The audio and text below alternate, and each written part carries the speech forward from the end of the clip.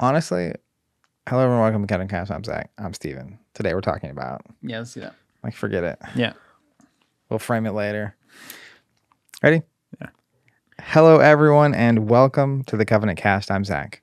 And I'm Steven, and today we can't help but talk about one of the great things that has happened in 2023, certainly in all of our lives in tabletop, and that is FuseFest 2023. We just hosted it this past weekend. Have a lot of thoughts about it and how it relates to events in tabletop at large. This is our first podcast of 2023, so welcome back. We're glad to have you listening again. Stay tuned.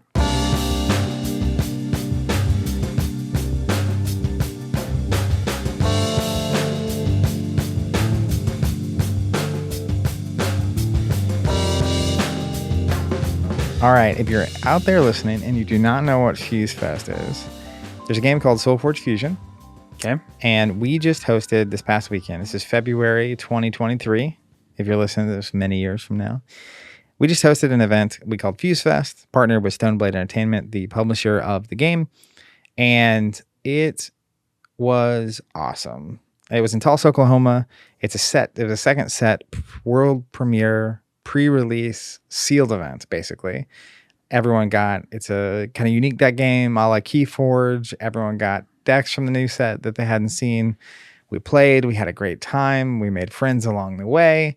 And really, we were talking about this before we even started recording a little bit, but there's a stark contrast. It's been a minute, right? The pandemic hit, we closed the store, and then at some point the pandemic fab hit, and this phenomenon spread. And personally, I became very obsessed with this game.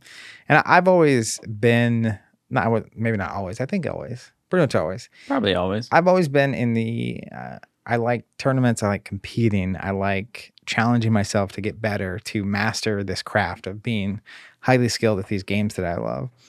So Fab is like an incredible outlet for that. I mean, it's the best. Legend Story Studios gets some flack for various things that they do. And it's so funny to me always. Like, I don't remember what it was recently. Oh, the bannings that happened for that game. And for me, it's like 10, 20, maybe 30 times better than any organized play I've ever been a part of. Easy. Regardless of what they do. And so I always just feel like a kid in a candy shop. Like, I'm so fortunate that it's like, man, I don't know what to complain about. There are things, right? There's definitely things that could probably be better, or they could change, or whatever. Well, hopefully that's the case for everything at all time, But Nobody hit the perfection yet. This was the first event we hosted since the store closed that was not effectively a competitive Fab event. Yeah, I would say that it really is tracking more to a lot of the ideas that we had as the pandemic hit. Like, you think about the Destiny weekend, how that switched from a Fab style, find the best person, find the best player, track it over time, to a much more laid back. Pricing is flat. There's no real super benefit to winning the entire thing. And that mentality was really swirling about the time that the store closed. And I feel like it's kind of been in hibernation, and this is the first real expression of it once we've gotten back into the game. Is it crazy to you that we were doing the podcast during that Destiny event series? Yeah, the podcast still feels very relatively new. Yeah, in my brain it is still a new thing, but I'm pretty sure we had conversations as that. In 2019, we hosted called Covenant Masters for Star Wars Destiny. And over time, I think when we first opened the store 1.0 in 2012, that was pretty much all we knew was tournaments. And I remember the Game of Thrones. I grew up going to tournaments. That's what it was, right? And so our first several years, I mean, we did some really extensive organized play efforts on top of the LCGs because they had very little organized play up front.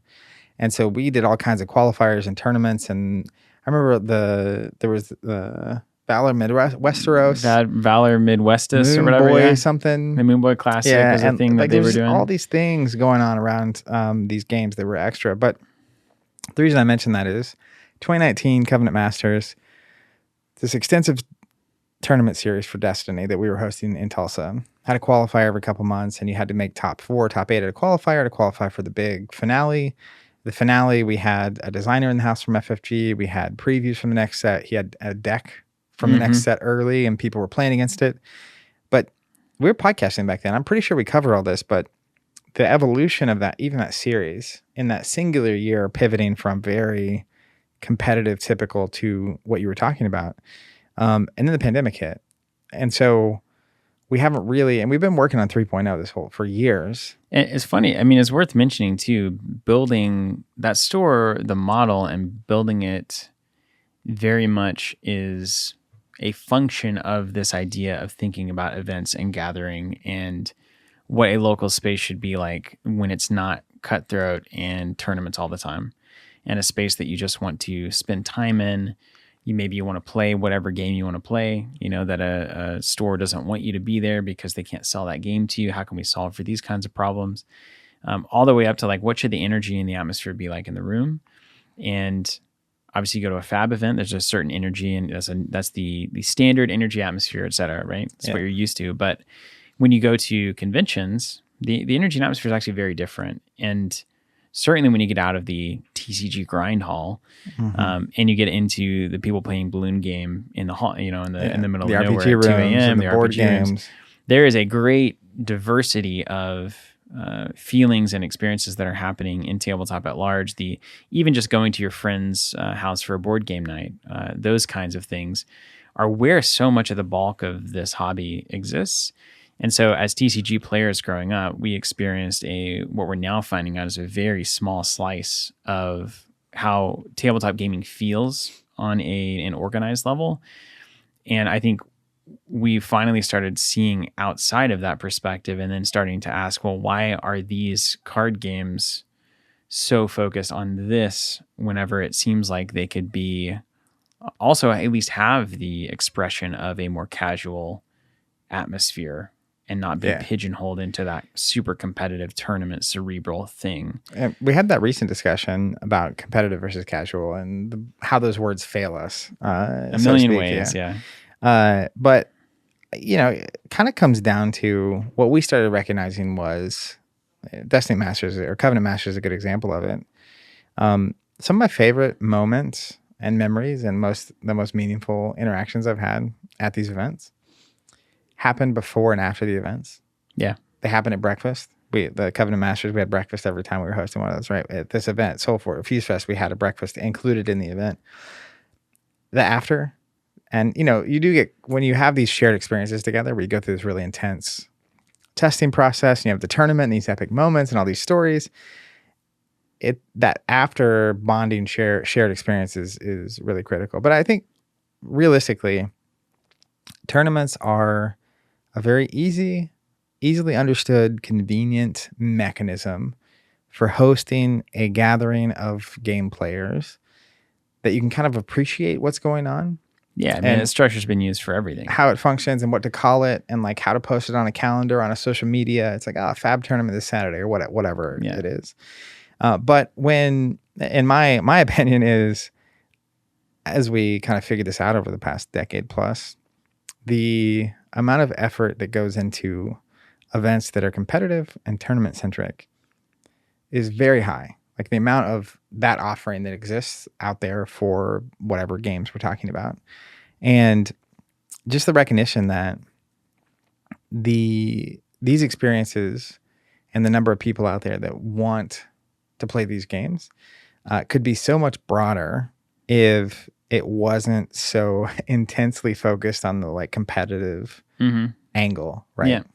And again, I mean, obviously those terms are failing us because there was tons of great competition at FuseFest, right? And this is why it gets so difficult to find where the points of interaction are with creating an atmosphere and environment like FuseFest, which I think was the best I could have asked for. How would you describe it? It was beautiful. It was positive, friendly. It was like the competition was sporting.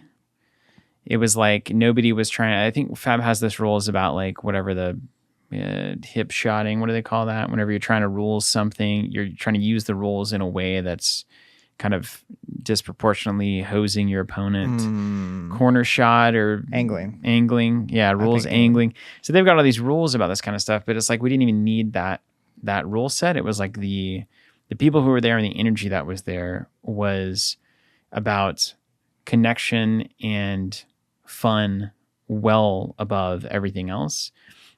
And then even I was lucky enough actually to be at the top tables there towards the end of the day.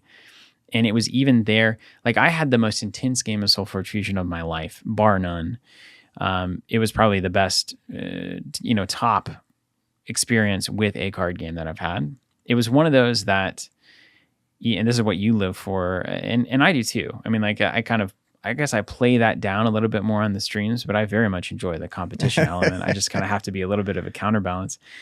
But it was the kind of game where you're about 20 minutes of being locked into the game balance is teetering between the two players. And every play that you make adds a little bit more weight to the scale, but it's still right there in the middle. Yeah. And all that has to happen is one person has to put the wrong weight at just the wrong place, and the whole thing topples in the other player's direction. Yeah. And so it was continually ratcheting up the tension of one move. I made a move. Okay, I'm at least even or positive after that exchange. Then he would make a move even or positive. I would make a move even or positive. There were moments where a move would happen and it would be like, you're very positive, but the response was a very positive move on their side as well. So it was like this kind of just like beautiful turning of the gears, and we were just smiling about it and like looking at each other like, yeah, this is so good. We both knew it. We didn't even say anything. And then afterwards, basically it was like, we agree that was like one of the greatest games ever, right? I mean, I think that's important. That those moments, I think, are so appealing to me. It's almost, it reminds me growing up, my grandma had a ping pong table. Yeah. She got pretty decent at ping pong. But sometimes you would get in the thick of a game and you're both just sending shots that are really hard for the other player to send back. Yeah. And they would somehow send it back. And like every time it's getting a little more out of control. You start giggling. Until someone's about to like they're going to dive and fall over and hit it. And that's the last shot they're going to get, right? And it might hit in, but if you serve it back, and it's just this constant building, and then someone scores the 1 point, right? Yeah. But that's perfect. When you get, to me, that's like the best of the very competitive events. When you get to the end and the tournament's on the line in one way, whether you're going to make the cut or you're going to win or whatever, and you're against someone at a similar skill level, and you're both just performing at like this crazy level. Yeah.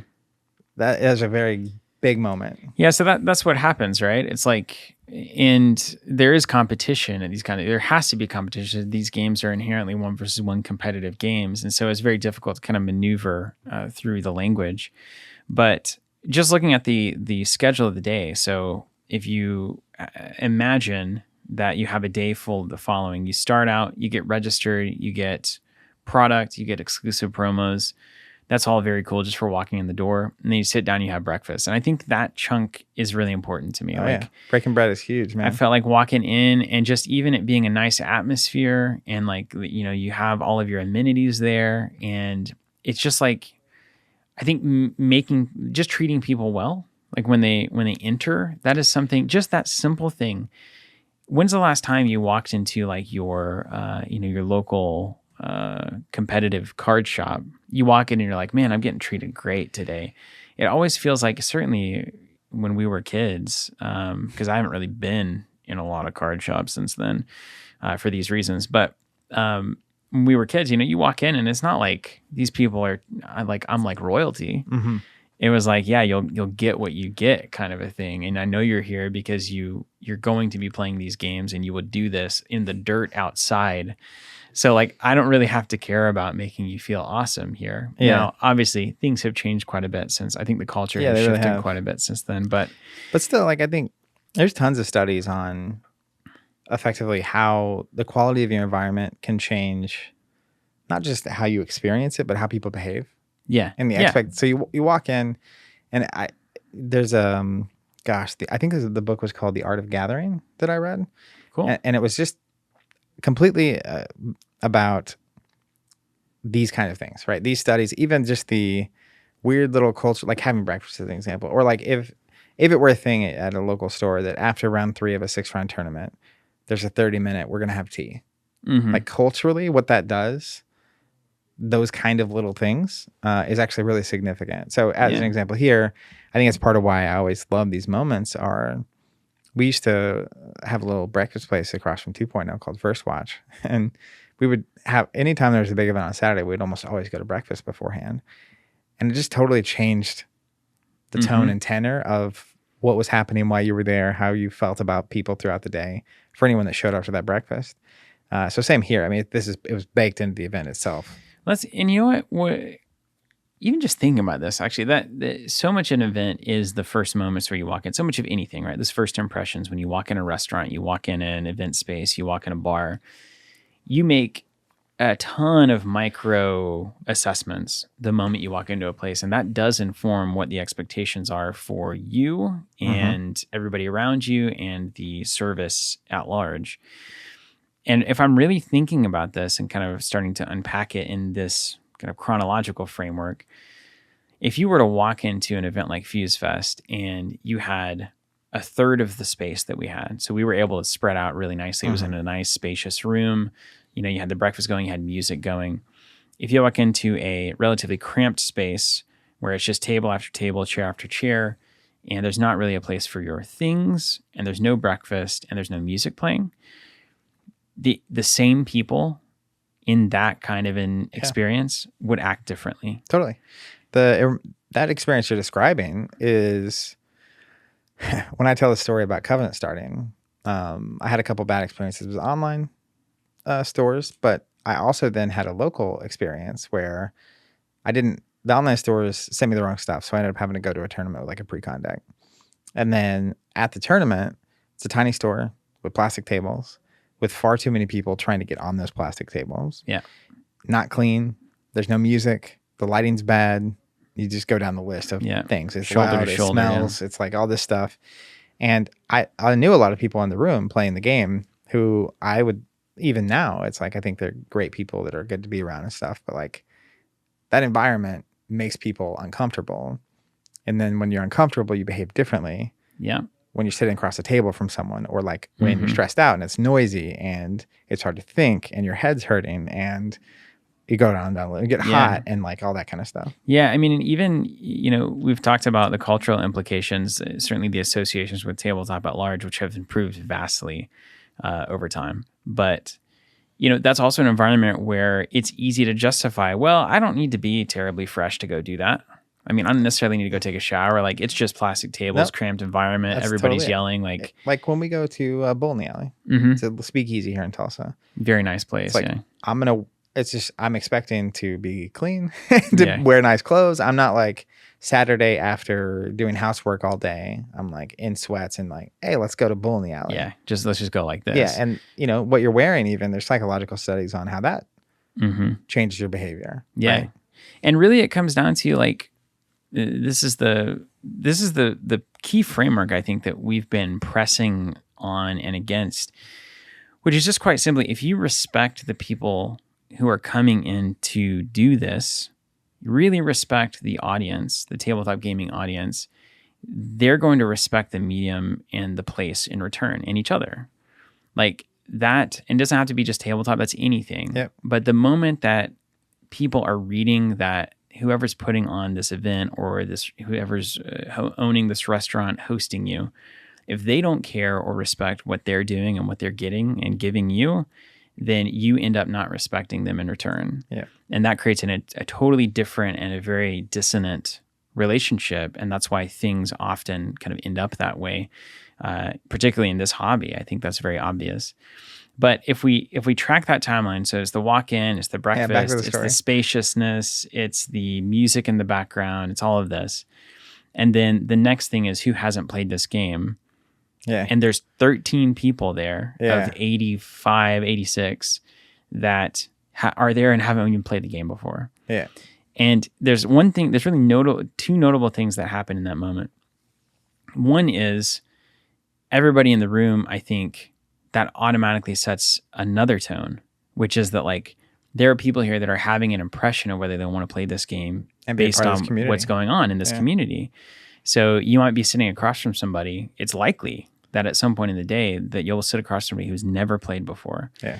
And you have to orient your behavior and your expectations around the fact that this is very friendly to new people. And you don't want to be the reason that a new person doesn't come back. And then tagging on to that, and I think maybe in tandem with that, the number of people that came up to me and said, hey, do you need paper playmats for these new players? Do you need extra minions? I've got a ton of extra minions. I did. I needed those things. I didn't realize when I was just going to teach the game in like a very Which minimal you can play way. without the mats. And Trying to not make people feel like they need. But then everyone's like, they can take them along the day with them. And it was that kind of a vibe. And so it was an immediate kind of melding of new players in need, current player base, open arms, giving away anything that they can have that can help. Which is two things that are notable there as well. And it's fortunate that this was the case. And I think we very intentionally set the event up to be able to do it, but it was so amazing that it actually happened.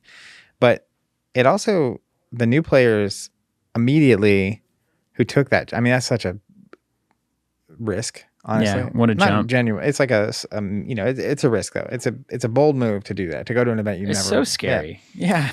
But the fact that there's a table of 12 people also is so fortunate because you're not alone in being new, right? This is not like I'm the problem, right? Someone's gonna have to play against me, and that's gonna be a bummer. And the other thing is like allowing players in the community to be helpful. And I think that goes way too far sometimes. I know people who, if they weren't running their local fab community, that local fab community would not have events. Certainly the case for Soulforge, Ashes. Yeah, and it's like people aren't paid to do this. Stores aren't doing anything. Yet stores are the ones collecting, the entry fees and all that business. But in this case, it's like the ability for the community to come together and help. That's a really empowering cultural thing too. Yeah, and it almost I like that you said empowering, because it almost is like any event should have that baked in, like any event of that scale. And looking at the fab organized play, right? If you go to a calling, for instance, there is going to be like very casual, new player friendly events. Yeah, all the side events though. But I'm just thinking about like even Destiny Masters, right? If at the beginning there was always an hour before an event that was anyone who's new to Destiny, get a tutorial, etc. That's the kind of thing that when we're thinking about how to template out these kinds of things, these kinds of events, to try to make them feel like this, because it felt so good that now we're like, well, how do we make sure that this happens every time? Yeah. So that's another thing. Then next step is Sealed, which Limited is already kind of evening the scales between players of a lot of experience and less experience. And Soulforge is particularly good for this. It's and so Keyforge, good. right? All unique tech games are great for this. Yeah. So like even in Fab, like a sealed event is a little tougher because you do have some decisions to make. You had a pretty good amount of decisions. But in this case, it's literally just pick two of the decks that you just got. Everyone here is either new to the game completely or at least new to this set. Yeah. Which creates another interesting like connection point and feeling of like, this is new to all of us. So like me reading your cards is, I'm not expected to just know how everything works. And we're probably both going to make some mistakes in terms of how we read something or how something functions or all that kind of stuff. Yeah. And 3 rounds. And that's what I did. I just randomly paired decks all 3 rounds. You can change your decks round by round. So like, I like that, as well as there's nothing worse than, and Jonathan actually talked about this a lot, than getting good enough at something over the course of a round or two to know that you made the wrong decision and to have to just stick with it. So because it might be your first game of Soulforge Fusion, you pair 2 decks together, you play a game, then you look at your decks again and you're like, oh man, this one's actually way better. I can now take that and experience that deck in a second round. And then I've learned more than I would have if I'd had to stay on these 2 decks that I chose in the beginning. So it's a feeling of freedom. It's a feeling of, I think the other important thing, it's a feeling of your mandate is to play in whatever way is going to bring you the most enjoyment. Yeah. That it's not, make a guess, make a choice, and then you're stuck with it because you should have known better. Yeah. It is really just like, it's always open for constant improvement, constantly trying to get better. And so it does kind of change that to, I need to make the right decision now to like, I can just learn as I go. And then maybe at the end of the third round, I'll get that first win. And that would be cool to show that I've like gotten better. Right. So it's really going through the sealed. And then I like what Evan and the ops team did with basically saying, hey, like if you want to take a longer lunch, you can drop out of the third round of sealed. Obviously that's totally fine. Which I did. And then you can go have a nice leisurely lunch, come back in at like 2 to start constructed. Also, if you just want extra time to look at your decks and pair them together to get ready for constructed, that's available too. And you can always do that. Yeah. Like tournament organizers don't have to tell you can drop from an event and go have a longer lunch. But actually saying that seeds the idea that that's something that is totally acceptable to do and that you maybe should consider doing, because the goal here isn't to win 3 rounds of sealed. It's to go have a nice lunch or to go spend some time with people you just met. It basically signals that intent that it's basically a part of the culture now, that you can make that decision and not feel guilty or bad about it, which I think is another important piece of this. So you go to lunch, you come back, and then we go to constructed. And constructed is notably fascinating because, first of all, you have restricted choice because it's constructed only from the decks that were distributed in that room that day. Yeah. So this is a pre-release. There's set 2 stuff. Off the bat, you don't have to check anything because if somebody's playing something that isn't set 2, that's not set 2. Yeah. So you have all of the decks in that room. People can trade. And I had tons of people around me like, well, I'm looking to trade. There was lots of trades going on. It was really fun. That's honestly green. A fun part of any collectible environment. Yeah. But that's like, to me, that was one of the first times that trading has felt integral to an event. And it kind of felt like it used to, as sappy like as that says. Well, those trades really matter, right? Like if you find the right pairing, I mean, really matter in air quotes, right? There's almost nothing on the line, which is part of this whole vibe that's going on. But the reality of it's something I do think, and it favors people who have a lot of connections potentially, right? Or know a lot of people. Yeah. But just picturing, a fab event or a Keyforge event or whatever, where after a certain round, it's like, all right, now we're going to have an hour. You can go around and just trade. Yeah. It's like, well, how good of a fab deck can you build off of trades? There's only so many cards in it. It's like, oh, I'll give you all my Ranger cards. You give me all your Ninja cards. Like, and you can go too far with it. This game specifically is good for this. It's so good for it. Because you get one choice. So it doesn't matter how many trades you make. You can only advance yourself so far, basically. But anyways, I thought that was really notable, like actually interacting with people I never met. Yeah, and it's just another point of connection, right? You have the breakfast connection, you have the new player connection, now you have the trading connection. A lot of times the trading has people who are, the best SoulForge Fusion players are suddenly now talking to totally random people outside of their group of known people, because they're interested if you're a really competitive player, you're interested in getting the best possible deck for this event, which means that you're willing to talk to everybody. Yeah, you will scour the room. Because they're all random decks. Yeah. So like you're scouring the room, you're saying, hey, do you want to trade? I saw a bunch of people going around to every single person. Hey, can I see your purple decks? Do you want to work a trade out? So I love seeing that. And again, I love just having space for that kind of thing to happen. And then the constructed portion, this is where Stoneblade comes in too, with culture setting on their side. So this is what's called a storyline event. And I said this at FuseFest, kind of halfway through the rounds, which I really understood how cool this was. But what they have done with the storyline events, I think a lot of people look at L5R. I think there's a lot of L5R players scattered throughout all these different communities. Old 5R. That remember specifically the old L5R thing, which was known to be the most community-driven, invested, yelling at the conventions, dressing in their garb of their clan. I mean, it was like they had so much of the community changing the outcome of the story, and all of the players were very invested in their particular clan and how they could impact and beat these other clans. And people have talked about that, and they try, a lot of them, even new L5R, L new R, or whatever. I think they implemented some shadows or some echoes of that. But it is the kind of thing where if you don't go hard enough, it doesn't go anywhere. Yeah. And I think that was a point for new L5R where they actually didn't go hard enough to get the kind of buy-in that L5R had previously had. They also, we talked about this extensively on the cast at some point, but they also made it complicated. It was very complicated. Like this SoulForge interaction that was happening, and you can describe it in full in a second, but I participated in it and it was not complicated. Yeah. I didn't need to know how it worked, but while I was experiencing it, it had an impact on what was going on and it was felt. And they went hard enough at it that it was felt in the moment. Yeah. I still don't understand the old L5 or the new L5R OP program and how that all worked. Nor will we ever. Yeah. But long story short is this was a tournament format where it's called a storyline event. And, you know, a lot of times these storyline events are like, oh, well, you have a normal tournament. We track the results. And then based on whatever won the most, we'll write something. And it's like, that's fine. And Stoneblade is doing that. But nobody really cares that much about that kind of stuff, in my experience.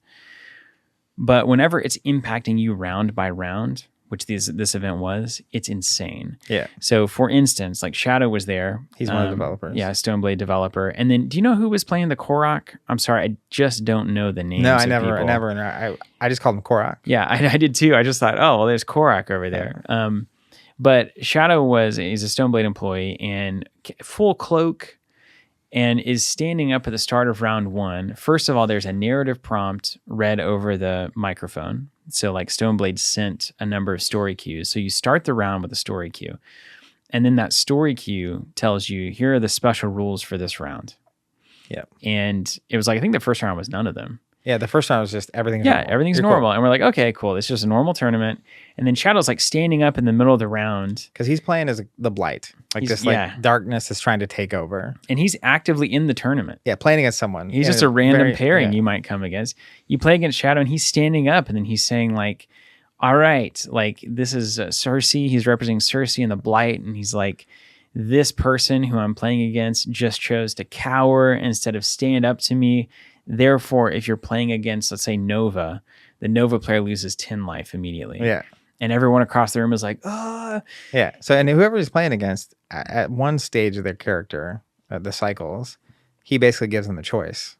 And they can either make their life better or everyone else in the tournament who is like on the same character as them better. Yeah. If they choose to make their life better, everyone else suffers, right? Right. Which, if you happen to be one of the people he got to play against, that's like a really unique experience. Absolutely. Yeah. But I never played him, but I was impacted by him a lot. Constantly, by right? people's decisions when they were playing against him. So there was the in-round stuff that Shadow was driving, which was awesome. And what that does immediately, it kind of does two things. One is it sets a tone of, like, I just imagine if this had happened in a Flesh and Blood tournament. If suddenly you lost 5 life, the game wouldn't work anymore, right? Yeah. Like everybody would just be like, this tournament doesn't matter. It's completely worthless.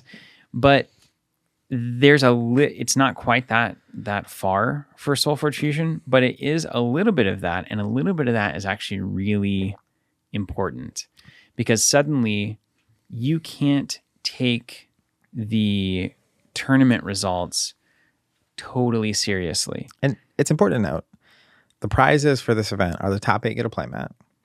And then for every win you have throughout the day, you get an extra entry in the random drawings. And there's going to be 16 similar mats that don't have a little top 8 logo. They go random, and then everyone else is going to get something. Yeah.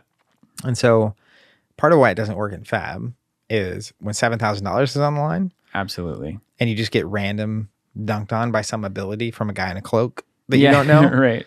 That hits different, right? And when you're back to cash prizes on it. Once you incentivize it, then it comes with all this baggage that has to exist in the angling and the rules and the just all the there's a lot. There's a lot that comes with it. So anyways, Karen.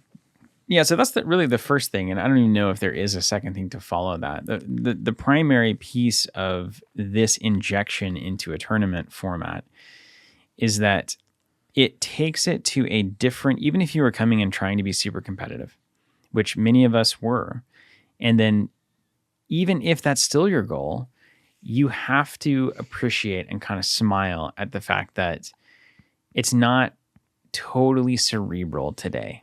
Yeah. Right? Like there's random stuff that could totally impact you. And as great as you can play, it might actually not matter. Yeah. And it makes you forcibly zoom out and recognize the bigger picture, right? Which is hopefully, as we pitch the event, right? The goal is to create a very memorable experience for everyone that comes because it was so fun and enjoyable.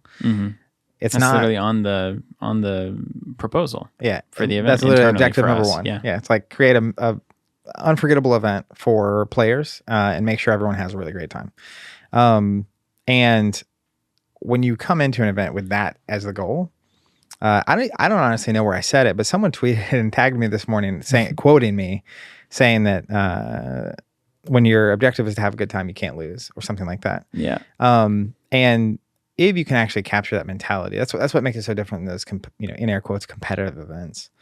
When that is the community/cultural objective, and then you do a lot of things that reinforce that. Like you can switch decks in between rounds. Like you're not tied down. Like somebody in a cloak stands up and suddenly half the room loses 10 life. Yeah.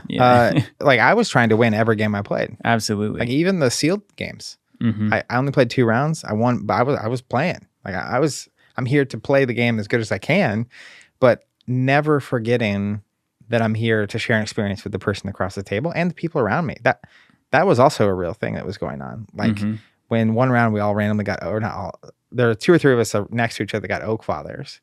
And our opponents were all like moaning that it was like, this is just this crazy thing. There's a different energy in the air. But then, there's cool layers that I assume will play out where the winning decks, the Blight somehow, I don't know, didn't quite accomplish its goal, so it doesn't take over. And then we had to fill out different things throughout the thing, which are associated to our profile and to the event. And then like those are going to somehow impact the lore and the story. And that's a to be told thing to remember this moment in time where we all gathered for FuseFest and did this thing, which is really cool. But it feels so much more impactful when you're impacting the lore based not on just tournament results, but on actual decision points you made in the game. Did you, for instance, for those of you who weren't there was, I think it was round 4, because it was really intense and my opponent did it and I didn't. But it was Shadow stands up, right? And he gives a little bit of background through all of this. And then he says, if you give into the temptation, basically the temptation of the Blight, you can do 5 damage directly to one of your opponent's units or face, like life total directly. I didn't know you could do it to their face. Yeah. Oh, interesting. Apparently. And that is a tremendous 5 damage of removal in this game can single-handedly get you back in or can make it seal a the game runaway. or whatever. Yeah. So you are provided with a real incentive to give into the temptation. How do you signal that? You have to stand up and yell, essentially stand up and yell, I give into the temptation loud enough that Shadow can hear you. So it's a normal round, and then suddenly you hear these, I give into the temptation. And then everybody's like laughing and like smiling and applauding and stuff.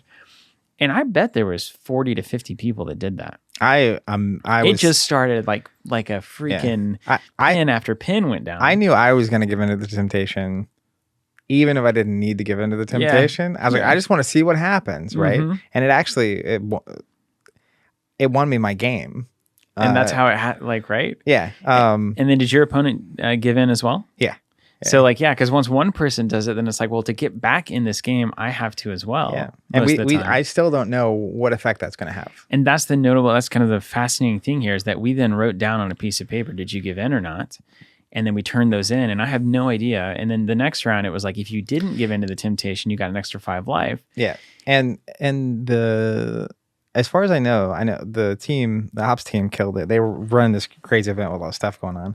But I think they hand entered your information to your thing every time. So I don't know if it will like permanently affect me as a player in their events. It's amazing. But I think they're going to associate that data with my account. So down in some future event, they could be like, hey, if you've ever given into the temptation, whatever that means. It's like that old Knights of the Old Republic thing, right? As you're making decisions throughout, it's like your character's getting more dark side. Oh, yeah. Light side. I'm terrified a little. So cool. They did a thing too where you recorded how many of your opponent's creatures you banished. Yep. And there was no immediate impact that I could tell from that. Well, I think that's part of how the blight didn't succeed. Okay. So the number of people that gave into the temptation totaled up how many of their opponents' units they got into the discard. And then the opposite was true. And if the number of units had been more for the blight, Beautiful. there's some story impact that would have happened, or some in-event impact. That when you're talking about crafting a narrative, I care so much more about the narrative now because I was an active participant in choices that were not just, can I play the game better than somebody else? Yeah. It was actually like just these narrative cues throughout the day. We've said it a few times, but it actually having an impact on the game in front of you immediately, and then the impact there having the story impact is the dot that really gets connected. Yeah. It's not just, oh, Steven won the tournament, so you get to choose which of these characters dies or which of these clans won this great war.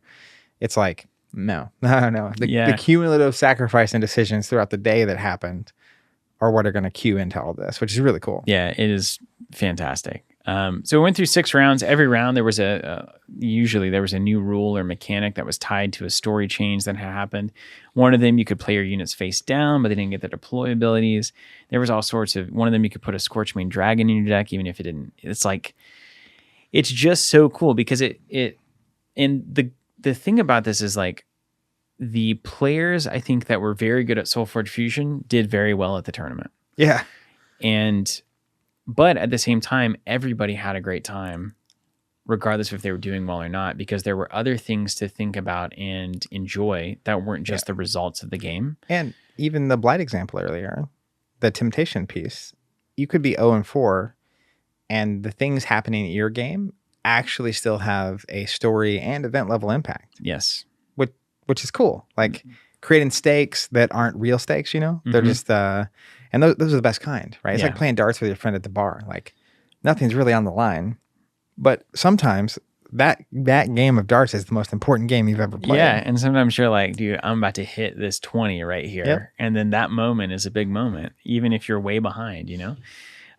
So the 6 rounds played out, and then there was, of course, the late night. Anybody who wants to go to McNelly South, come on in. And a lot of people took you and the crew up on that. And I think we had about 30 people make it out to McNelly. How was that? That was great. Great, yeah. Shadow showed up. There were about 30 of us there, just getting some late night food and having a drink. And that again, those before and after moments are some of my favorite. So you just get to hear people's stories and where they're from and how they got here. And did you buy the first round of Fireball for everybody? Oh my goodness, no.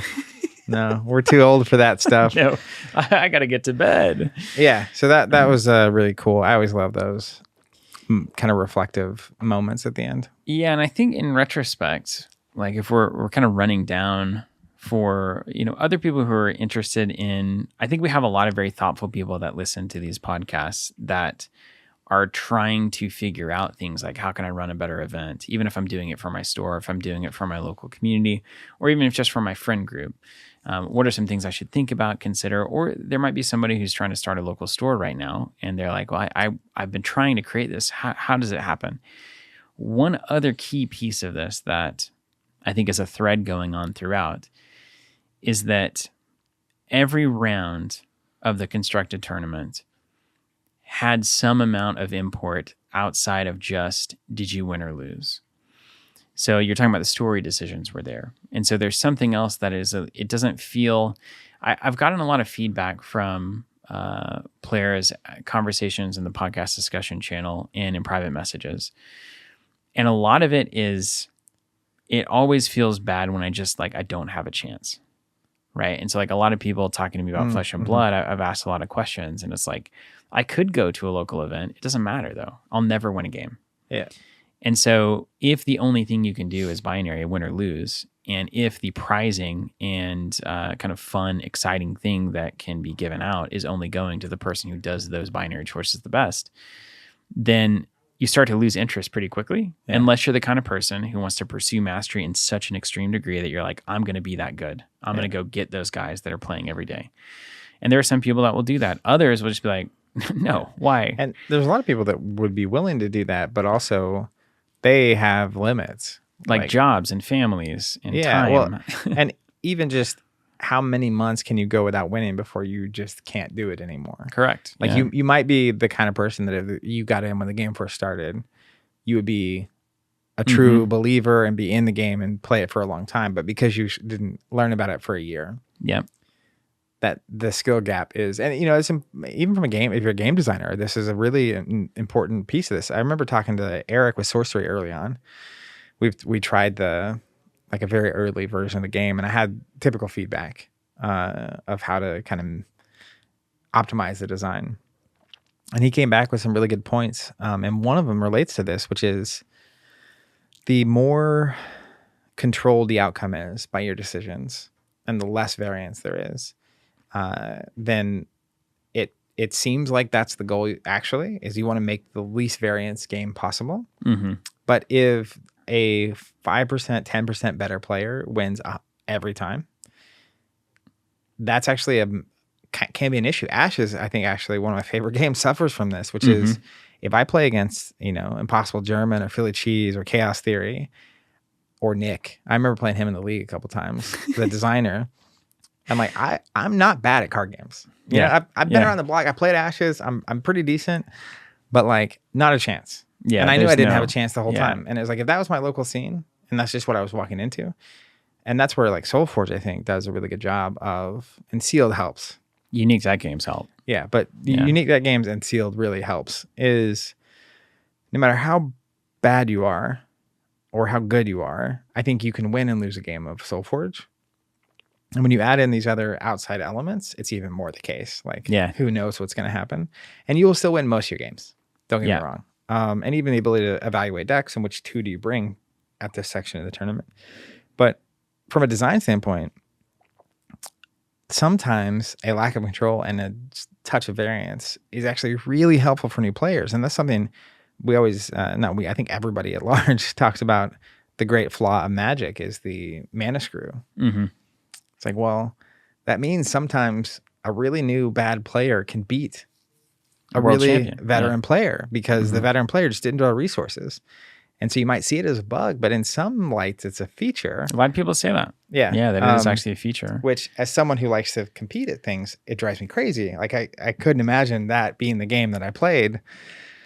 But when that's not the outcome you're actually after, and that's where, to me, Fab, the reason you can't just give someone 5 life in the middle of a Fab game, from the ground up, it's built to be very skill, extremely rewarding, low variance. Low variance. Yeah. And so when you have these injections of variance, it's not really DNA-wise super compatible with that experience, but SoulForge is a different beast entirely. I mean, even your deck is random, right? Like, so it does allow like variance throughout that system. Makes a lot of sense. And it's not even just for new players, right? It's like, it's funny. I think we often frame, and you and I have been in the habit of this because it's been our journey as well, but we often frame the reality of tabletop gaming and particularly card gaming as an evolution from new player to bad player to mediocre player to master. And the complete reality of that is that there's a ton of people that want to go from new player to player who enjoys playing this game, and they don't go anywhere else. Yeah. They're not looking to be awesome at SoulForge Fusion. What they might be looking for, though, is 2 things. One is, hey, every time I win a match, which I hope is like at least a few times, I'm going to get a better chance at getting a prize. That's cool. Like, that doesn't mean that I need to win every game to get something, but I'm going to get something exciting. I have a better chance, better odds. But on the other side of that is the guy who doesn't win any games still has a shot at the exciting thing at the end. Yeah. It can be a lower odds shot, but to go from 0% to 1% is a dramatic difference in the way that people view and understand their role in any given event and how much it matters, how much it means. I know at 2.0, we had a really profound shift in like 2017, 2018. And we started pivoting way more of our prizing. It's just random participation. Yeah. And by 2020, it was pretty amazing. Just the difference in attitude and interactions. We did a similar thing at FuseFest, right? Where there is my favorite. Some amount of reason to want to win, but it's so low that it also is not brutal to lose. Yeah. Like losing a win in at a Fab big event like top 8. Yeah. It's not only that you lost, it's not only the prestige, but there's actual literal money and prizes and stuff on the line. So like it can hurt. I mean, you Yeah. have a $20,000 loss. Hits different than like I didn't get a playmat. Oh, totally, man. I mean, just a real example of this in the 5th round. I was playing a game against Charge Plated. Fizzle sticks? Yes, it was Fizzle Sticks. All that said, like I was playing that game and I structured a turn in a way that yielded me -5 damage, basically. Like if I had said the words in a different order, I would have gotten 5 extra damage. I lost that game by 1 damage at time. So I owned that, of course, right? Oh, I said that wrong.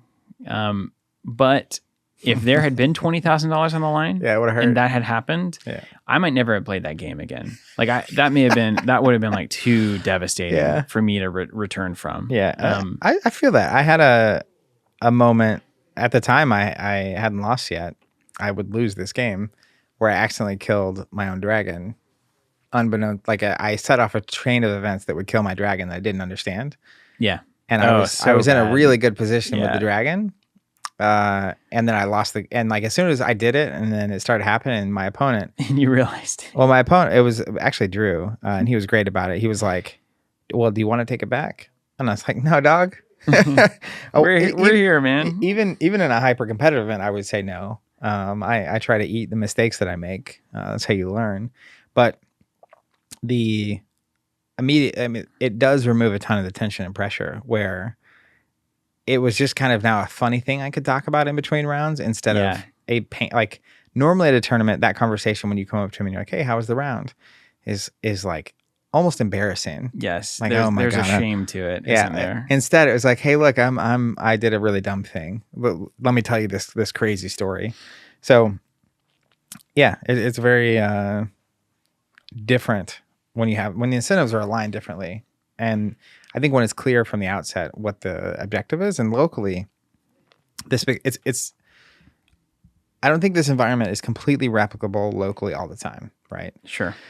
I don't think you can have a crowd of new players every time going through a tutorial at the start of the event. You're not going to have breakfast built into every event, as much as I would love that, no matter what time of day it is. Like, give me the breakfast. Wouldn't that be sweet? Yeah.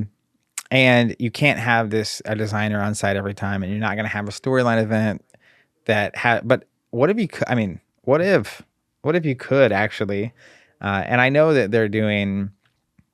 Stoneblade is pressing in on a lot of these things, and they're doing storyline events that local environments have an impact on. So I don't know how far it extends down, and what kind of effects what kind of impact they have, and what kind of things they have going on at the event itself. But it's very intriguing territory to me. Yeah. Yeah, there's all these things that just kind of add up, and you say, well, I guess there was a reason that this community was so awesome and has been. And that Soulforge Fusion, the game has a lot to do with that. The unique deck model has a lot to do with that. The storyline events from Stoneblade have a lot to do with that. The way that we frame the event have a lot to do with that. So if we want to go back and kind of summarize what we've learned after having, gone up the mountain during the pandemic with all these thoughts that were at the end of 2020 and coming back, and this is our first real kind of event that we decided a lot of the specifics as opposed to some of the recent Fab ProQuest stuff where it's just a template that you're executing from them. And Fab, like I said earlier, from the ground up is designed, I think, to be a competitive game. Mm-hmm. And I think that's okay. Yeah. Like I'm a big proponent of competitive environments, but if that's the only meal that's getting served, I think a lot of people are left hungry. And notably, it's Legend Story has a template that you execute. Yeah, this is how it goes. Soulforge and Stoneblade was like, we can make this a storyline event. The rest of the event is like, you decide how you want to run it, right? So with more hands on the wheel, here's, I think, some of the things that worked really well this time. The first is nice space, enough space for people to not feel cramped, decent tables and chairs, the fundies, right? Music in the background is a nice touch. Don't make it too loud. Don't make the music obnoxious. I think the meal to start the day was awesome. I would say that is on the list of things that is important. That's pretty high on my list. Yeah. I don't know that we would ever do an event that doesn't do that moving forward. I'll just say that. Other things that are notable, section for new players. a moment for new players and for the community to That was really understand nice. that new players are welcome and are going to be a part of the game. And I think anybody who likes particularly a smaller game than like a Magic or Yu-Gi-Oh is jacked anytime new players are around, because that's just more people you get to play with at some point in your life. So that also sets like a very positive tone in saying like, yo, there's people learning this game. It's here, it's growing. Let's all have a mutual responsibility to make this experience great for everybody, particularly the new people. So I think that worked really well. I think Limited worked really well. Like Always Sealed, does, man. you know, like Sealed pre-release the is great just equalizer. a world premiere pre-release with a large group of people is my favorite card gaming experience. I'm with you. Period. I think pre-releases are probably the top event type for capturing the vibe that I enjoy. It's just so, I feel like it's so good for new and veteran players and everything in between. It's fresh for everybody. And that makes it, if you are new, it makes you not feel out of place. Yeah. Because everyone's reading the cards, everyone's reacting like, oh, what's that do? Oh, that, and that's a new, like Fab right now with all the previous sets. I almost never read the cards. Yeah. But I haven't read a card in a, like yeah, totally. They're very rarely your opponent will play a card you're not super familiar with and you have to read it. But it tonally shifts to everyone's reading cards. Everyone's like, oh, I haven't seen that art. Can I see that card? Like it just creates a very different kind of exploratory nature for everybody. Yeah, it's that discovery, right? Which is the best of games. Yeah. Like those early days when you're starting to learn a game and there's this sense of infinite discovery that's open to you is the greatest. And you haven't seen the combinations of new cards. You haven't seen the cards and what they can do, and then someone pulls off a crazy combo like that big dragon thing, the 100 health or whatever. I don't even know what it is. Someone with I still don't really know that's what I'm saying. But if you get a certain amount of health, you become there's a giant dragon. It's like 100 health. It's crazy. It's crazy. So I think that that was a notable. Those are just my favorite events. Yeah, pre-releases held a special place. I think that's what I would want to try to do for games. And it kind of forward. At least for me, there's nostalgia too, because it used to be when we were growing up, you go when a new set was coming out, you would all show up and open stuff and play stuff, and it was all new, and like you didn't have the internet and all the spoilers and perfect knowledge beforehand. Anytime I can recapture that, I'm very excited about it. Like I would way rather go into new sets of everything knowing almost nothing. Yeah, 100%. And it's funny because when we did the Fab pre-release, right? It was like pretty much immediately all the cards were available online. Like the gallery was done. And so we spent that night like looking at all the new cards and trying to figure it out. And that's less cool than having a true pre-release where nothing is known and then suddenly you see it all at once. So I agree that format itself is high on the list. It's like pre-release plus breakfast gets you like 90% there. Yeah. Then next up, I think, small touches that worked well was like we were talking about with Evan saying like, hey, if you want to drop and go have a cooler social experience, then go do that. Like you have permission to go do that. Which I assume locally, most events are going to be happening in like smaller pockets. Like it's not going to be a 12-hour thing. So having the ability, like we were talking about earlier, for new players to learn somehow important.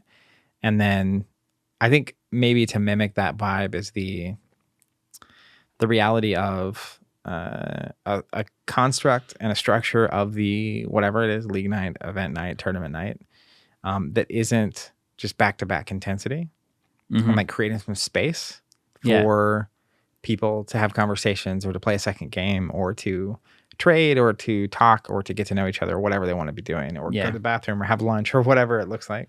What it really looks like is denoted social forward time, where you can go like get food or you can trade or you can talk, but giving space for that, baking that into the event structure itself rather than going round. You could be like 3 rounds, social time, 3 rounds, or 2 rounds, social time, 2 rounds, that kind of thing. So finding ways for your local community for that to make sense, that's a thing you can pull, basically a mechanism you can utilize.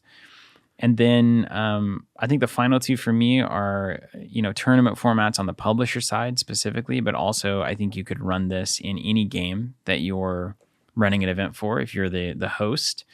you could do, for instance, a Netrunner tournament where there's this kind of storyline thing, and maybe there's somebody playing, like they used to do those designer games. Remember when we would play against Stewart and whatnot? Yeah. And maybe those games have an impact on what's going on at the table. The corp gets extra money if something happens at this table or whatever. So you can find ways to bake that in. I'm sure a million different ways that we haven't thought of that aren't just following the Stoneblade model exactly, but in tournament decision points that are influencing the culture and the community at large during that event is a big deal. It really changes the mood. And then I guess there's two more for me. I think the other big of the three, I think if we're talking about breakfast, pre-release, the other, maybe the most important one is, let's say, prize in quotation mark distribution that never removes somebody from the pool.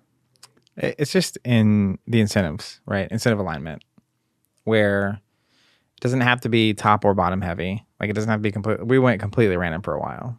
It's like winning did not at all 0% matter. But there was a nice edge of people still wanted to win. And it was both because of the incentives of the event and the incentives of the storyline piece. But giving people, just recognizing that the people that go 0-3 because they don't play nearly as much as the best players, or they go whatever.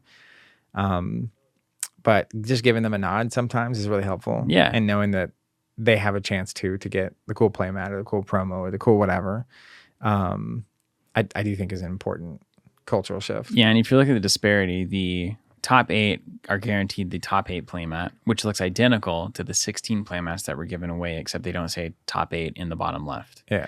And so there's not really like the top 8 get like a super shiny, awesome card that everybody wants. And then the random prizes that are auctioned off at the end or like given away at the end are like a basic token or something, right? So there's parity between what the top 8 gets and what the kind of 16 plus random prizes are.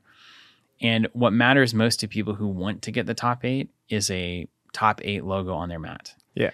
That does not matter to the people who are 0-4 and are just hoping to get something cool that they can enjoy Soulforge Fusion, even more so, like one of these nice playmats to have their lanes separated and to remember their time at FuseFest. And the fact that you could win 0 games and get that kind of a playmat, I think is really important.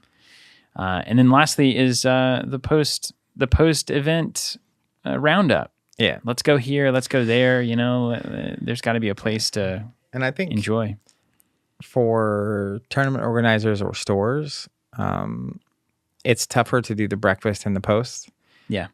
A lot of times Community can do it though. But that's where I was getting ready to go. There's different layers of this. We've talked about designers and how you can think about variants in your games and publishers and event hosts and all the way down. And I think the community is really important on the breakfast and the post. When it's a weekend or a long event on a weekend, I think that's a big deal. But if it's just like a Thursday night weekly gathering for this game, whether it's just hanging out after or going somewhere after, you can't necessarily do that all the time. But I do think in terms of building a healthy, connected local community, those are just really hallmark things you can do to make people feel a part of it and welcome.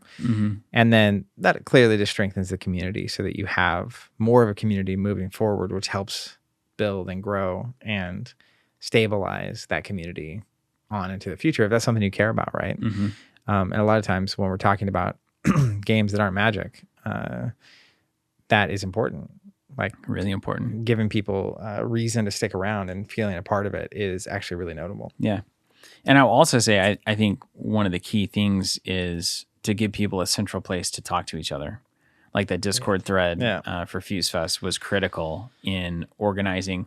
There were 40 people playing Soulforge Fusion on Friday night that we had nothing to do with. Yeah, which is amazing. And that's only possible through the organization, through a thread like that. And that speaks to the vibe of the community and the people, right? Yeah. And, before we skedaddle out of here, I did want to give a shout out to Stoneblade for working with us on this event. I think the storyline stuff was really great. And just the tone they're setting. I mean, and even it's simple stuff, right? It's like they're doing Q&As. They're very much in touch on a community level. And in Shadow, goodness gracious, the unofficial mouth all over the Discord, talking about decisions, why they're being made. It just feels like they're very tuned in and present with the community, not serving it down. Yeah. And that is a big difference. Yeah, it's really cool. And then if you made it to FuseFest, thanks for coming. So much love to everybody. It was the biggest event we've ever hosted, and it reminded me a ton of an event we hosted a long time ago, MonCon, where you just have this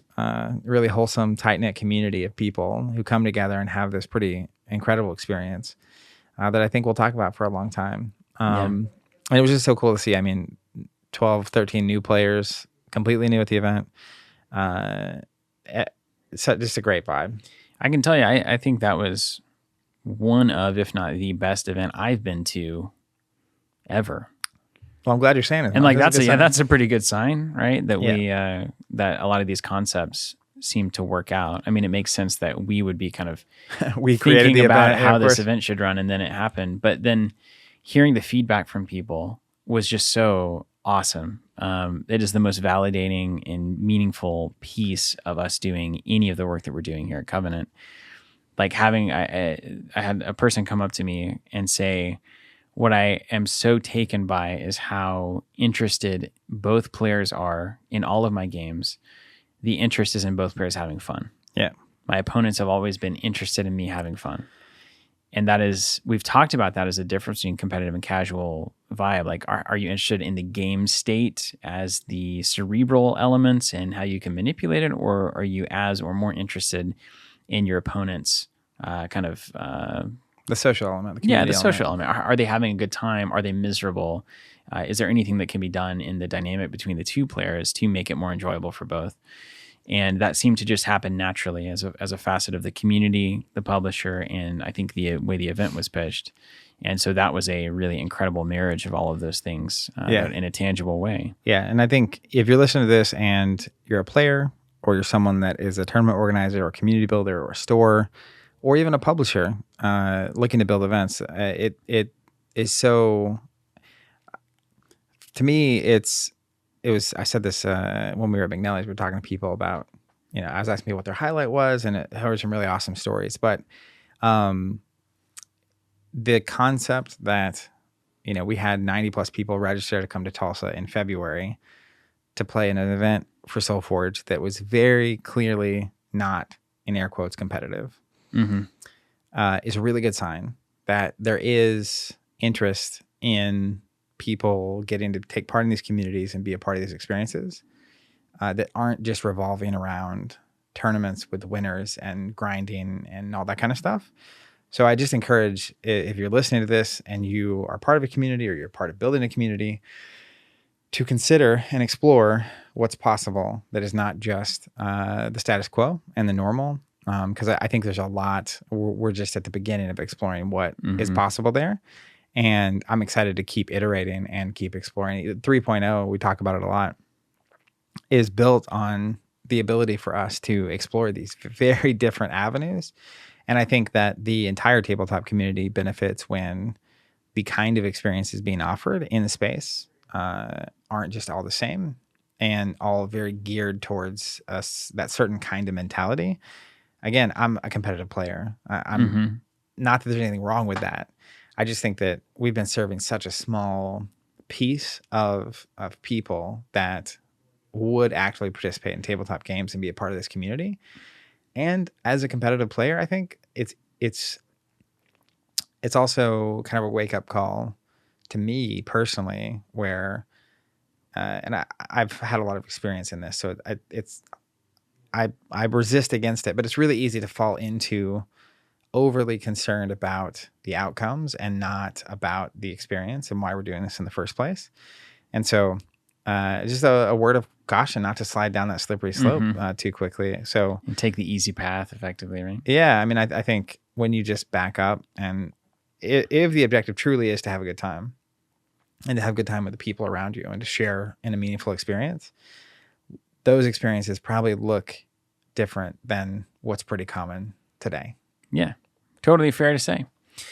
Thanks everybody for listening. We'll be back the next podcast. Don't know when. We might do it weekly. We might not. We're not sure. But when we have something seemingly important to say or something that's on our collective minds, we will definitely hop on here and give a take. And please do join us in the Discord.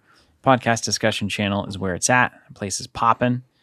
And we love getting feedback and commentary there and continuing the conversation further, which I hope this podcast will do. So we'll see you guys there. Until then, keep playing.